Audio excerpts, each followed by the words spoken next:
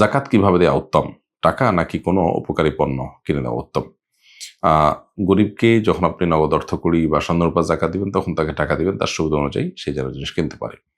যদি এমন হয় যে তার কাছে টাকা দিলে তিনি টাকাটা নষ্ট করে ফেলবেন, তার জন্য উপকারী কাজে তিনি ব্যবহার করতে পারবেন না তার বুদ্ধির অভাবে, তাহলে তাকে যদি প্রস্তাব দিয়ে তার জন্য উপকারী কিছু করে দেন, তার পরামর্শ সাপেক্ষে, তার অনুমোদন সাপেক্ষে, সে যদি বলে ঠিক আছে আমার জাকাতের টাকা আমার তাহলে একটা ঘর করে দেন, আমার এটা করে দেন, আপনি যদি তাকে এটা করে দিতে বলেন এবং সে যদি এগ্রি করে, তাহলে সেটাও জায়েজ আছে। ধরা যাক একজন রিক্সা চালক, তাকে আপনি বলবেন ভাই আমি জাকাতের টাকা দেবো আপনাকে, তো সে যদি বলে যে আমাকে আপনি জাকাতের টাকা একটা রিক্সা কিনে দেন, অথবা আপনি যদি তাকে বলেন যে তোমার একটা রিক্সা কিনে দিতে চাচ্ছি, তিনি যদি এটা অফার গ্রহণ করেন, তাহলে সেক্ষেত্রে জাকাতের টাকা দিয়ে কোনো জিনিস কিনা দেওয়া যাবে। তবে জাকাত যিনি গ্রহণ করছেন, যিনি গ্রহণ করছেন তার অনুমোদনটা এখানে গুরুত্বপূর্ণ। তিনি যদি অনুমোদন না দেন, তাহলে সেক্ষেত্রে আপনি তাকে জাকাত হিসাবে নগদ টাকার জায়গায় অন্য কোনো কিছু আপনার খেয়াল খুশির মধ্যে দিতে পারবেন না। তাহলে সেক্ষেত্রে একটা মানুষের দরকার নাই গরিবের, সেটা আমি দিয়ে দায়মুক্ত হওয়ার চেষ্টা করব, তাতে গরিবের নিড পূরণ হবে না। তাহলে গরিবের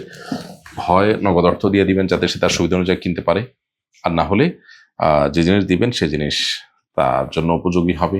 নগদ অর্থ দিলে তিনি নষ্ট করে ফেলবেন, আর এর বিপরীতে যেটা দিয়ে তার নিড পূরণ হবে, যেটা ট্রিটমেন্ট হোক, ঘর করা হোক, কোনো পেশা কাজ করার সুবিধা হোক, যে টাকা দিয়ে সেটা করে দেওয়া যাবে, সেটা দিয়ে আপনি করতে পারেন যদি তিনি এগ্রি করেন, অর্থাৎ জাকাত গ্রহীতা বলেন যে ঠিক আছে জাকাত হিসেবে এটা নিতে আমার অসুবিধা নেই, তাহলে সেক্ষেত্রে এটা করতে পারেন।